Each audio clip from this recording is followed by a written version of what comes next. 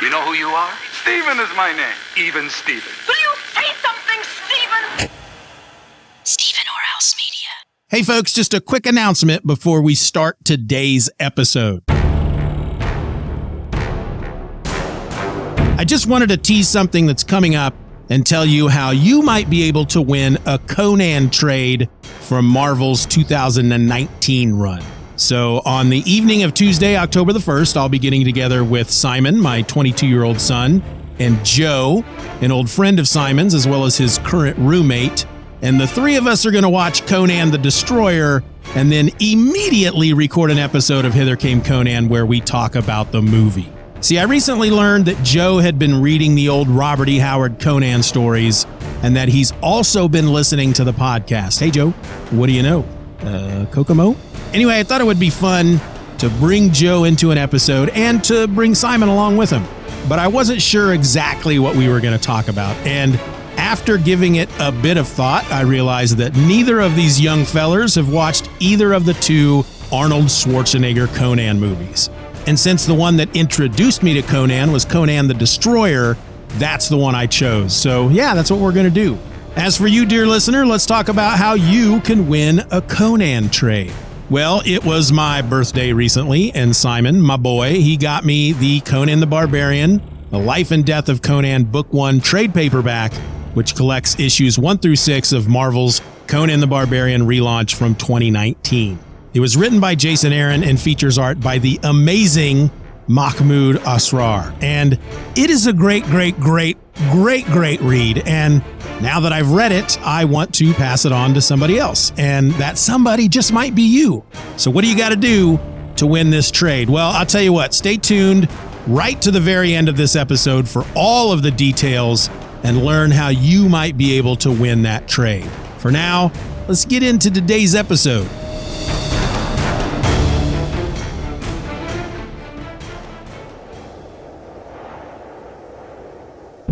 The following episode will contain the names of people and places set in the fictional world of the Hyborian Age. Furthermore, if I am unable to find these names spoken aloud on YouTube or in an audiobook, they are names that I will certainly pronounce incorrectly in almost every single instance. Listener discretion is advised.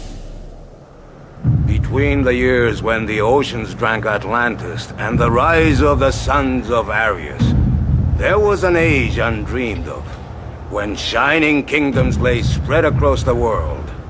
Hither came Conan, the Cimmerian, sword in hand. It is I, his chronicler, who knows well his saga.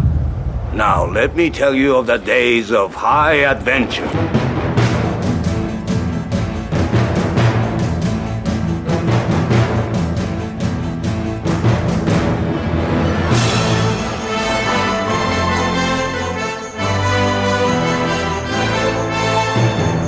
From Steeven or Else Media, this is Hither Came Conan, the podcast with tons of heart, yet very little motivation. I mean, I love podcasting. I love talking about comics, but some days, I don't know, just seems like a lot of work. I'm your host, my name is Steeven, and I am back once more to guide you through the ancient lands of Hyboria, one comic book at a time. Today we find ourselves south of the Viliette Sea as we take a look at Conan the Barbarian number 28. This issue sports a cover date of July 1973, though it hit the stands in April. It sold for just 20 cents, and it is entitled Moon of Zembabwei. It was written by Roy Thomas with pencils by John Buscema, inks by Ernie Chan, the letters were by John Costanza, and Glynis Wein was the colorist. Into the boat! Conan, our favorite hulking Cimmerian powerhouse whose bicipital thews make tree trunks look like twigs, having trudged through the sweltering desert south of the Viliette Sea, has traveled into a rain-soaked, steamy jungle north of Zembabwei, where, with thirst foremost on his mind, he lies before a small pond, drinking his fill. I'm Phil, by the way. It's as he slurps away that he's attacked by a giant snake. But this ain't no regular snake. It's longer than Conan is tall, and its head is the same size as the barbarian's sun-baked melon. And oh yeah, it's also got 2 legs, a pair of claw-toed forelegs which the creature doesn't use in any way as it wraps itself around the Cimmerian. The two wrestle for a bit on the edge of the small pond before they both roll into a bog. Huh, that sucks. As their life and death struggle continues, Conan and his opponent begin sinking deeper and deeper. The Cimmerian, realizing that he may not walk away from this one, puts all his strength into choking the life out of the big two-legged snake. Suddenly a blade flashes and the snake collapses dead, probably due to the fact that its head has been sliced cleanly from its body. Enter Thutmekri, a Stygian with no love for barbarians. It was his knife that killed the snake, and now that Conan sinks deeper into the bog, Thutmekri refuses to help him. Wow, what a dick. Instead, traveling with the white slave woman and a few servants, he takes off, leaving Conan to his slow doom. But Conan is not the type to just roll over and die. Using the dead snake's body like a rope in some twisted tug-of-war, he hauls himself out of the muck, fueled by sheer willpower and the kind of rage that would make a god cross to the other side of the street.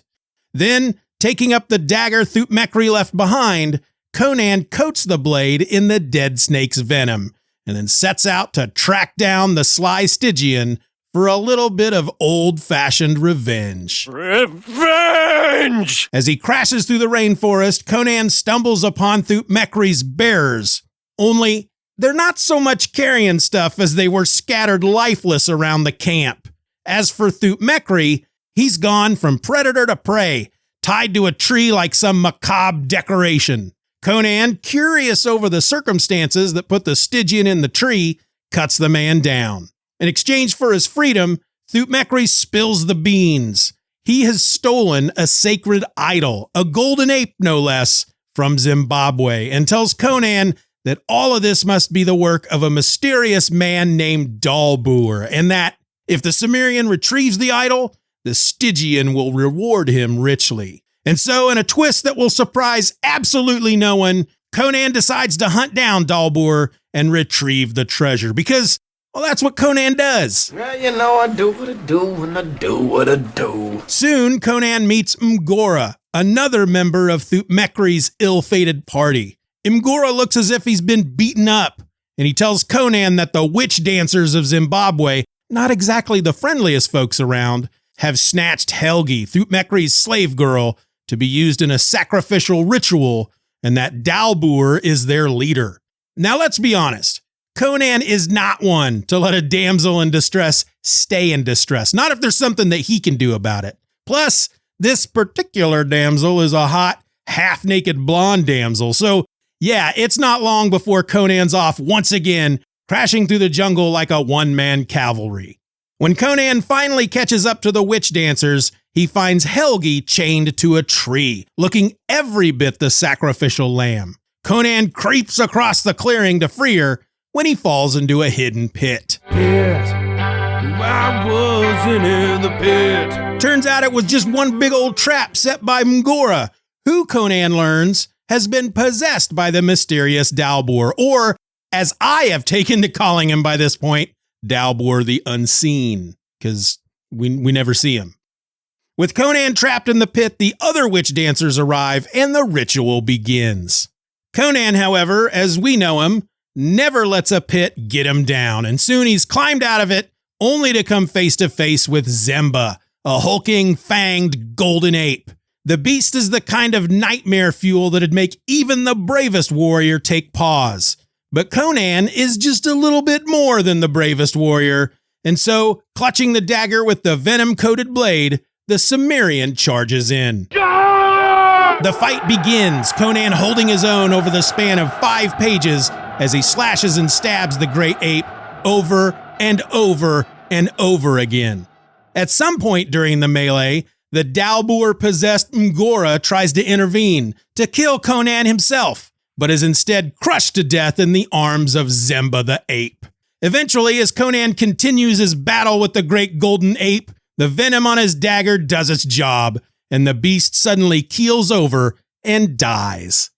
Conan then turns to face the witch dancers who, as one, flee into the jungle. With the monster dead and the Dalbur-possessed Mgora out of the picture, Conan cuts Helgi loose and she promptly cries herself to sleep in the big barbarian's muscly arms. You're so big and so well grown. And so, as the issue ends, Conan, Helgi asleep in his arms, walks off into the moonlight, vowing to himself that when she wakes, he will remove her slave bands and then set her free. Eventually. All right, so this story is based on the Robert E. Howard story of the same name, though Bob's version was later renamed to The Grisly Horror, and it was first published in the February 1935 issue of Weird Tales. It's also, by the way, not a Conan story, and it shouldn't be confused with Red Moon of Zembabwei, which is a Conan tale, but that one was written by L. Sprague de Camp and Lynn Carter, and it was first published in the July 1974 magazine Fantastic, which is a great name for a magazine. But that came out like a year and 3 months after this issue, and other than the character of Conan himself, it is not in any way related to either Bob's version or Roy's. Anyway, the Robert E. Howard story is set in the southern United States during the 1930s, which would have been present day for old Bob. It stars a fella by the name of Bristol McGrath, and from what I understand is quite racist. Now, having said that, I haven't actually read the story myself, and frankly, I've talked about the racism of Robert E. Howard before, and god dang it, I'm sure I will again, but for today, for this episode, I'm just not going to get into it. If I had read Bob's version of the story, then yeah, I'd probably talk about it, but I didn't, so not gonna. Instead, let's dive a bit deeper into the issue. Into the tunnel!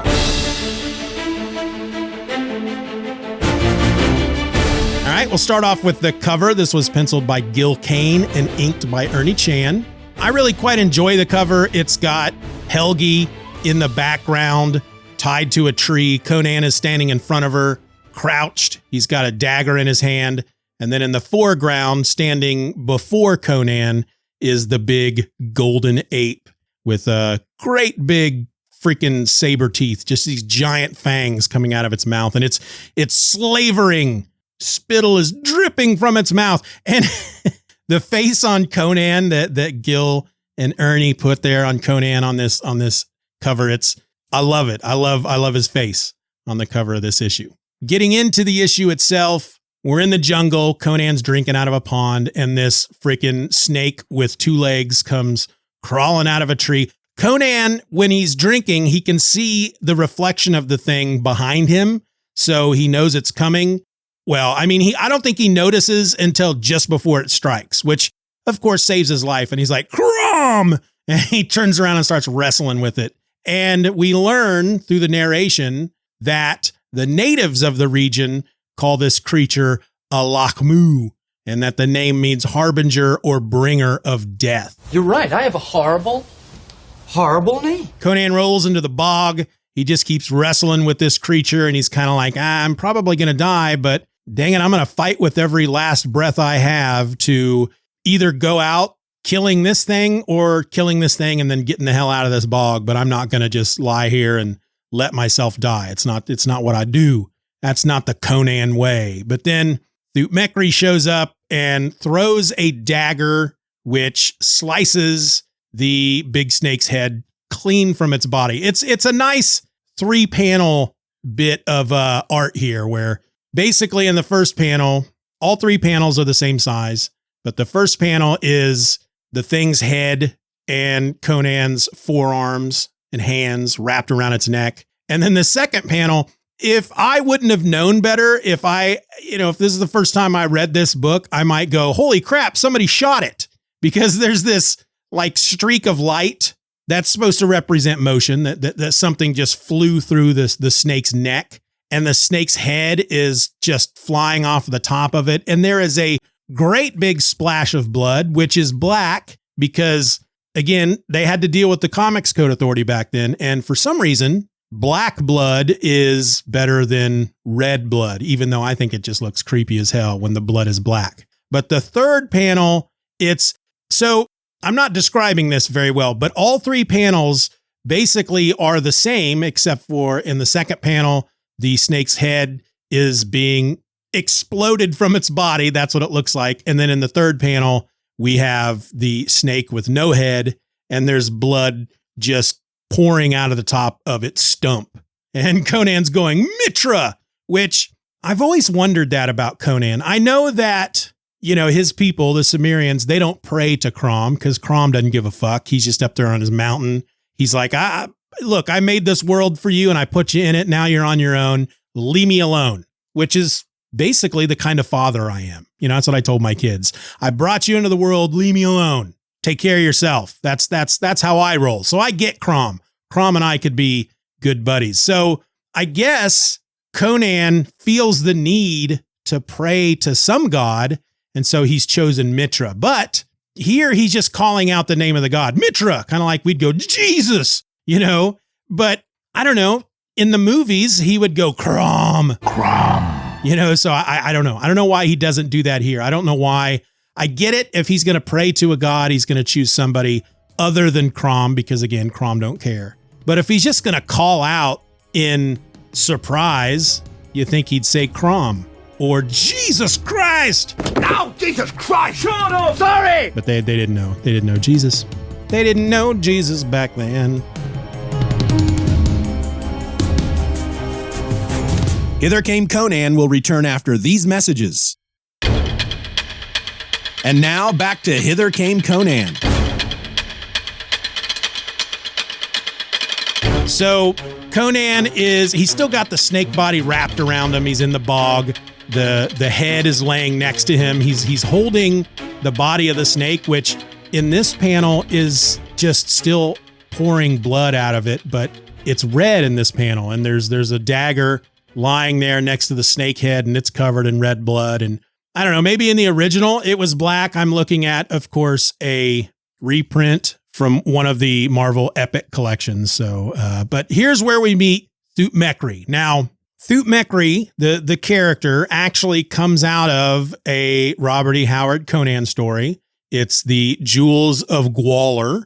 And in that story, Conan is here in this, what would now be the African nation or the African continent, but it's the I don't remember what they call it in Hyboria, Kosh or whatever, but is it Kush? I don't know. He's there to steal these jewels of Gwalior, and this guy, this Stygian named Thutmekri, shows up and he's trying to get the jewels as well. And so they're basically going up against each other. But in the story, I believe they make mention that Conan and Thutmekri have met before, and it's a story that would be set later in Conan's life. So in regard to where Conan is now in this issue, the Jewels of Gwalior happen later. And so what Roy did was he brings Thutmekri into this issue, and basically in the Marvel universe of Conan, this will be the first time that Conan meets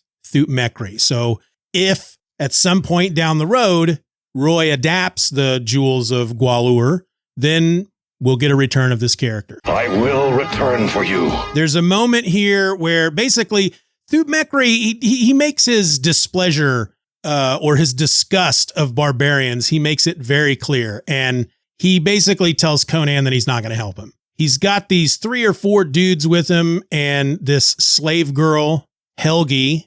And speaking of her real quick, I just want to say that in the chapter of Roy Thomas's book, Barbarian Life, a literary biography of Conan the Barbarian, Volume 1, he ends that chapter by basically saying that he loved this issue, he loved this story, and the thing that he loved most about it is the fact that John Buscema drew Helgi in this. Basically, she's wearing a vest with nothing underneath it, and we get a lot of shots of her cleavage. And Roy really liked that. He kind of dug that. That was his favorite thing about this entire issue, was drawings of cleavage. Respect these boobies! But anyway, Conan's there sinking in the bog. Helgi brings up Dalbor to Thutmekri. Master, we lose time here. Soon it will be dark and the drums will start again. And then the one you call Dalbor. And that's when Thutmekri just freaks out and slaps her. I told you to never mention his name to me. Never! Do you hear me? He slaps her. Conan sees this and he's pissed. I mean, first of all, he's angry that they're all just going to let him die. And secondly, he doesn't like to see people manhandle women. He doesn't like to see dudes slapping women around. And so he picks up the head of this giant snake and he throws it at Thutmekri, who he manages to dodge out of the way. He doesn't get hit by it. But I think this has got to be probably my favorite scene in the issue. Just the fact that Conan sinking in quicksand and the fact that he throws that snake head at Thutmekri, that just, oh my God, it's a great, wonderful thing for Conan to do. And it endears me more to Conan. The fact that here he is, he's sinking, he's going to die, but he sees Thutmekri slap a woman around and it pisses him off. And the only thing he's got around him, well, he's got that dagger. I don't think he quite noticed the dagger at that point. The snake's head is much closer to him and he just picks it up and pitches it at Thutmekri like a fastball in a baseball game. But again, it doesn't hit Thutmekri and it just pisses him off even more. And so he and his slave girl and his other dudes leave. Conan then notices the dagger. He stretches out for it. It takes him a while to grab it, but he uses it to stab the creature, the snake, right below where its head used to be. And then he basically uses this snake like a rope.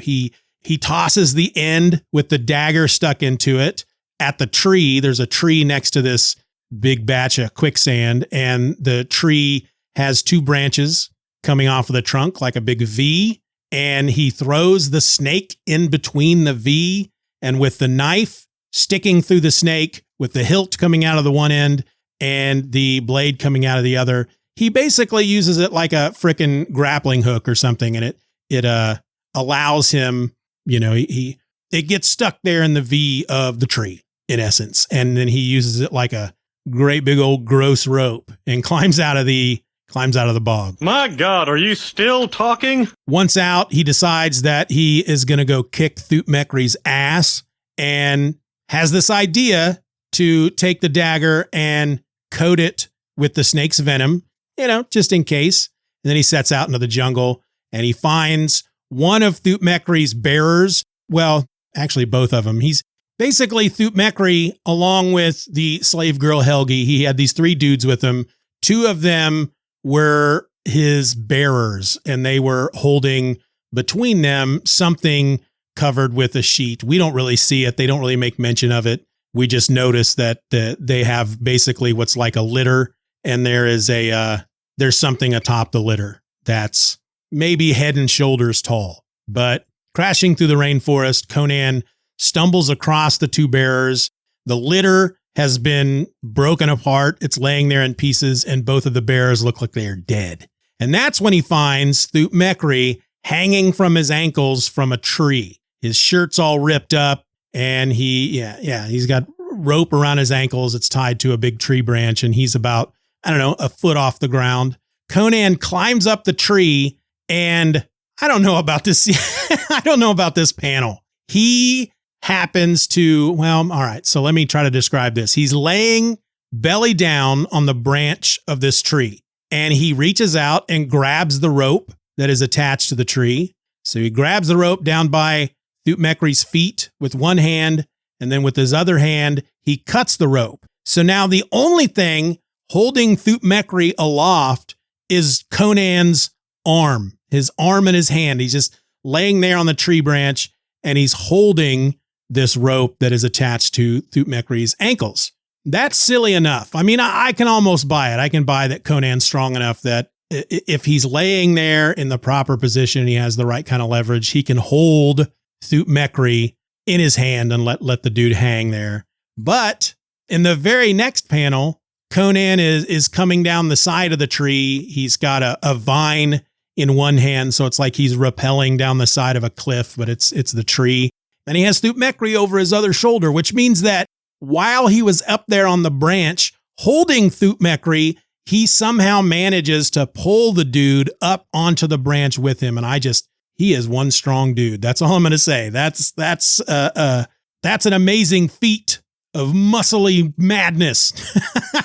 I don't know what I meant to say there, but anyway, Thutmekri tells Conan his story about how he stole this golden image from a temple in Zembabwei. It's a statue of a golden gorilla. It's the people of Zimbabwe. It's the representation of their god.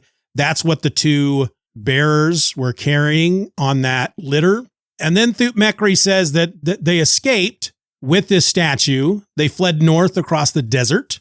Along the way, he purchases the slave girl, Helgi, to keep him warm in climates increasingly cool. Know what I mean? Know what I mean? Nudge, nudge, know what I mean? Say no more. And then eventually they meet Conan, and he mentions that all of this must have happened. The person who is hunting them, trying to get this golden ape statue back, is a guy named Dalbor, and that is all we know about him. It's pretty much it. We're not told anything more of Dalbor except for he's probably the one that is after Thutmekri and killed the bearers and hung him from the tree. That's when he tells Conan that if he goes and gets this idol for him, that he will be paid handsomely. And Conan goes off, of course, to get the idol. He finds Mgora out in the middle of the jungle who looks like he's been beat up. And Mgora tells Conan about the witch dancers of Zimbabwe, how they've taken Helgi and they're going to sacrifice her to their god because tonight is the full moon.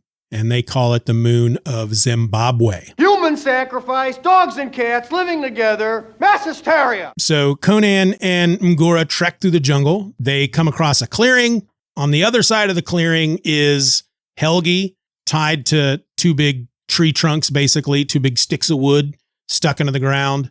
Conan sees her and immediately goes sprinting across the clearing. And then we find out that in the middle of the clearing is a big pit that was covered over with like branches and grass and stuff. So Conan couldn't see it, but he crashed down into it. And that's when he learns that Mgora is Dalbor, or at least he is possessed by Dalbor. And in fact, Mgora or Dalbor says to Conan, because Conan's like, so you are Dalbor. And the guy says, I am and I am not. The body of Dalbor sits in his thatched hut in far-off Zimbabwe, but he sent his spirit out this night of all nights to take command of the body of the traitor Mgora.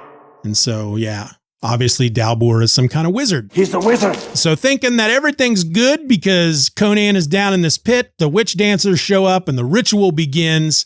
But the one thing that they didn't know about Conan is that he's a Cimmerian, and they are natural-born climbers. They climb all over the damn place.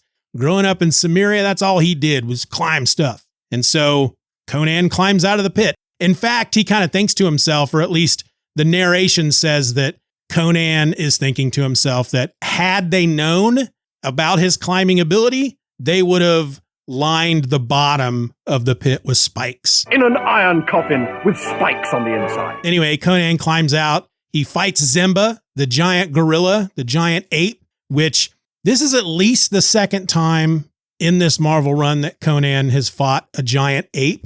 The first, I believe, was Rogues in the House. I don't think he fought a giant ape before that or after that until now. But I feel like a number of Robert E. Howard Conan stories have giant apes in them that Conan has to fight, which I don't know what that means about Robert E. Howard, because he obviously had a good imagination. He knew how to write. But when it came to creatures for Conan to fight, I don't know, 75% of the time he chose a big gorilla. Morning, Mrs. Gorilla. Now, at the time, of course, gorillas were thought to be, big, crazy, angry, man-eating creatures. We know now that they're not, but yeah. Morning, Mrs. Non-Gorilla. The sequence, however, of Conan fighting Zemba, the golden gorilla, it's like 5 pages. It's pretty good. John Buscema does a pretty good job here of the two of them just going back and forth, and Conan is just stabbing this creature over and over and over. Black blood is flying all over the place. Mgora, or Dalbor as Mgora, shows up at one point because he thinks he has a moment here where he can kill Conan, but the ape grabs up Dalbor Mgora and crushes him to death in his big, mighty golden ape arms. Wow! Hey! Isn't that exciting? And then eventually, not long after that, within a couple of panels, the ape collapses dead because Conan had this dagger with poison all over it, or venom from the snake. And so it falls to its death. The witch dancers run away. Conan cuts Helgi down, and I I don't know exactly what this is supposed to mean, but but it does say she'll waken, Conan silently vows, on the far side of the oasis of hell. Then he'll remove the slave bands around her arm and send her freely on her way. Eventually. What the hell is that supposed to mean? Hither Came Conan will return after these messages. And now back to Hither Came Conan. I mean, on the one hand, you could take it to mean that Conan knows that he's a good-looking dude, and once she's awake and he's able to get the slave band off of her arm, she's going to be like, "Oh, you big muscly man, you saved my life. I'm going to stay with you, and we're going to make love every night. Take me, you barbarian." And, you could take it that way, or you could take it the way, you could take it the opposite way, where he's basically saying that he'll set her free, but he's going to use her first. He's going to use her for sex. He's going to force himself on her. It's probably somewhere in between, but I don't know. I don't know what Roy was exactly what he was trying to get at with that eventually, other than hint at the fact that the two were going to get it on. It's just kind of left open as far as, is she going to have any say in the matter, right? I feel like with that last word, eventually, it's Roy's way of saying, yeah, they're gonna do it. Hey, yeah. But yeah, it's just kind of open-ended. Again, I just got to kind of wonder, is she going to have any choice in the matter? I would like to say yes, but yeah, I don't know. I'm going to give Conan and Roy the benefit of the doubt. Oh, that's very kind of you. All in all, it was a fun issue.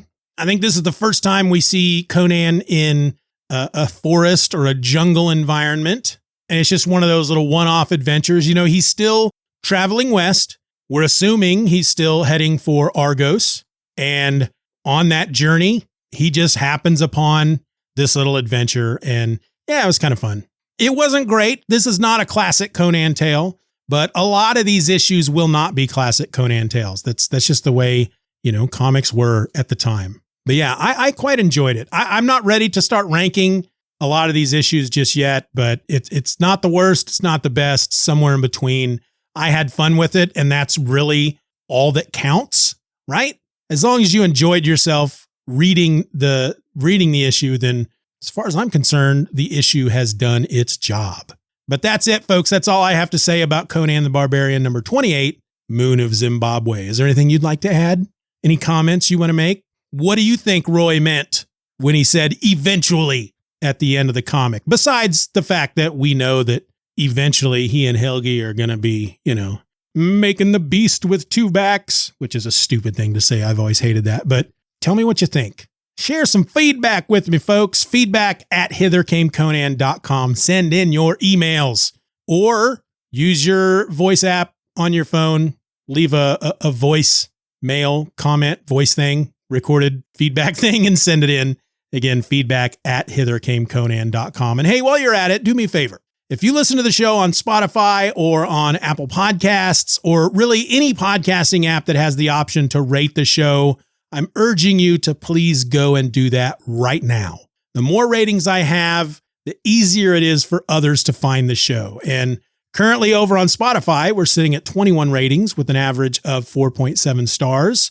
I would like to see that get to 50 by the end of 2024. That's my goal. For Apple Podcasts, we have 12 ratings with an average of 4.5 stars. And so my goal there is 25 ratings by the end of the year. So please, if you listen to the show on one of these two platforms and you haven't had a chance to rate the show, please go do that now. That would be a huge, huge help to me. And remember, you don't have to review the show to leave a rating. That used to be a requirement on Apple Podcasts, but they have since removed that.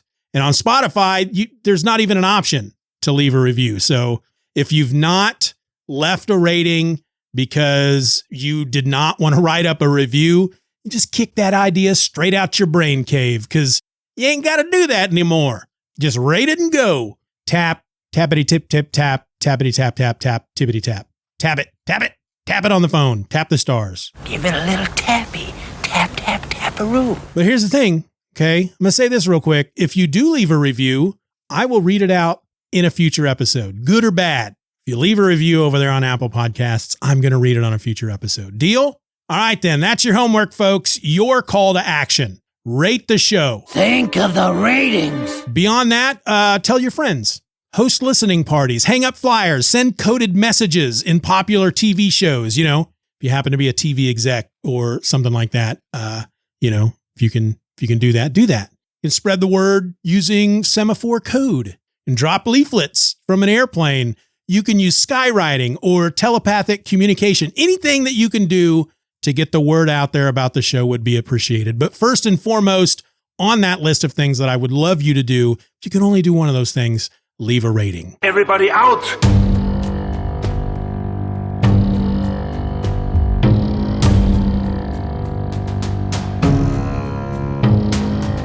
Next time on Hither Came Conan, the Cimmerian with the steely thews walks brazenly into Agripur, the capital of Turin and the home of Prince Yezdegerd. You know, the guy who wants to see Conan's head on a big spike. While in town, Conan is thrust into a wizard's mysterious machinations as the big barbarian does nothing to hide his presence from authorities. Join us, won't you, when next we meet and get all into Conan the Barbarian number 29, 2 Against Turin, published by Marvel Comics in May of 1973. The synopsis used in this episode was taken from marvelfandom.com with alterations by the host of Hither Came Conan, and that's me. My name is Steeven. The information used in this episode comes from Mike's Amazing World of Comics at mikesamazingworld.com and the book Barbarian Life, a literary biography of Conan the Barbarian, Volume 1 by Roy Thomas, which you can get along with Volumes 2 and 3 at sumerianpress.com. And finally, the views and opinions expressed within this episode are mine and mine alone. They do not reflect the official policy or position of Conan, his sword, his steely thews, and especially not his god, Crom. Crom laughs with your 4 wins. And so, as our wandering barbarian moves ever closer to the west coast and the Hyborian kingdom of Argos, I bid you a solicitous see ya, along with a reminder that until we meet again in the ether of the internet, keep your swords close by, never stop treading them jeweled thrones, and as always, be nice to each other. See you later, alligator. Bye. I want to thank you for listening to this episode of Hither Came Conan. Questions and comments can be directed to feedback at hithercameconan.com. If you enjoyed the show, you can help to boost our presence online by leaving a rating or review on your favorite podcast app. I also invite you to join our subscription program, Steeven or Else Beyond. And in return, you'll get episodes of Hither Came Conan along with every other podcast under the Steeven or Else Media umbrella, early and ad-free. You can subscribe to Steeven or Else Beyond through Apple Podcasts, Patreon, or Substack. Check out the link in the show notes, or just go to hithercameconan.com to choose the option that's best for you. Hither Came Conan is a presentation of Steeven or Else Media. For more nerdy content hosted by me, check out steevenorelse.com.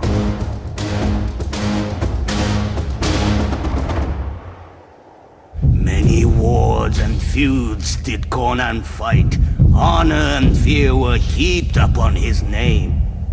In time, he became a king by his own hand. This story shall also be told. I'm your host. My name is Steeven, and I am back once more to guide you through the ancient... to guide you... Conan, our favorite hulking Cimmerian powerhouse whose bicipital thews make it... Conan, our favorite hulking Cimmerian powerhouse whose bicipital thews make tree trunks... That's a hard sentence to say all at once. A pair of claw-toed forelegs which... A pair of claw-toed forelegs which the which I keep wanting to say teacher instead of creature. It's because of the claw-toed. Claw-toed teacher, teaching me science. Claw-toed teacher, teaching me things about life and history and other stuff. Anyway, here we go. Let's try it again. A pair of claw-toed forelegs, which the creature doesn't... Good God. The two wrestle a bit on the edge... Fuck. Suddenly a blade through futta. I should probably check to make sure I'm pronouncing that dude's name right. I was saying it correctly. Yay for me. As he crashes through the rainforest, Conan... I don't know what's going on with me and seeing and reading and saying stuff. As he crashes through the rainforest, Conan stumbles upon Throot. It's Thoot, not Throot. Conan decides to hunt down Dalbur. Dalbur. Such a stupid name. Conan decides to hunt down Dalbur and receive... Jesus, fuck. He finds Helgi trained to a tree. Trained to a tree. Chained. Chain. Turns out it was... God damn. Hey folks, thanks for sticking around to get all the details and the rules for our very first Hither Came Conan contest. I'm calling it the colossally cool Hither Came Conan question contest, and it's really quite simple. First, however, I should mention that this is open to U.S. residents only. I do have to apologize to all of my international listeners, but I just can't swing the extra postage to ship a book internationally. I wish I could, but I can't. Sorry. But for those of you in the U.S., in order to win my copy of Conan the Barbarian, The Life and Death of Conan, Book 1, the trade paperback, which collects issues 1 through 6 of Marvel's Conan the Barbarian relaunch from 2019, along with anything else I might want to throw into the box, well, like I said, it's really quite simple. If you recall from the top of the show, on the evening of Tuesday, October the 1st, I'm going to be getting together with my son Simon and his good friend Joe to watch Conan the Destroyer and then record an episode talking about it. Well, in order to win the trade, all you have to do is email the show with a question for me, Simon, Joe, or all three of us that we can read out and answer while we are recording that episode. It can be specific to Conan the Destroyer, but it doesn't have to be. It's an Ask Us Anything type of thing, but there are rules. And if you want to participate, pay attention to this part because I'm a neurodivergent and I am a real stickler for the rules. Ready? Rule 1. For every question that you email, you get one entry into the colossally cool Hither Came Conan question contest. In other words, your name or email address goes into a hat, and it will be from that hat that we will draw a winner by the end of the episode. So if you send 25 questions and you follow all of the rules, your name will be entered into that hat 25 times. Rule number 2, 1 question per email. Do not send in one email with just a crap ton of questions. It's just going to be easier for me to have 1 question per email. I can't explain why. It's just going to be. So if you ask more than 1 question on 1 email, while we may read and answer that question on the show, you will not be entered into the contest. Rule 3, send your questions to feedback@hithercameconan.com and use question contest in the subject line. This rule is very important because all I want in that subject line are the 2 words, question contest. If you add anything to that, if you put anything in that subject line other than question contest, well, once again, we may read and answer the questions on the show, but you will not be entered into the contest. Rule number 4, bonus entries are possible if your question is clever, original, or special in whatever way myself, Simon, and Joe decide. This is going to be totally arbitrary. And finally, Rule 5, have your questions in by the end of September. That's Monday, September the 30th at 11:59 p.m. Central Standard Time. That's your deadline. But you know what? You don't have to wait. Start sending in those questions now. And that's it, folks. That is the colossally cool Hither Came Conan question contest, where you can win a trade paperback and whatever else I might have that's cool and just laying about that I feel like throwing into the box. Have fun with it, folks. See you next time. Just don't think I can move through life knowing that a guy named Steeven did this to me. How could you let this happen, Steeven? Your podcast sucks. Enough talk. Great crumb.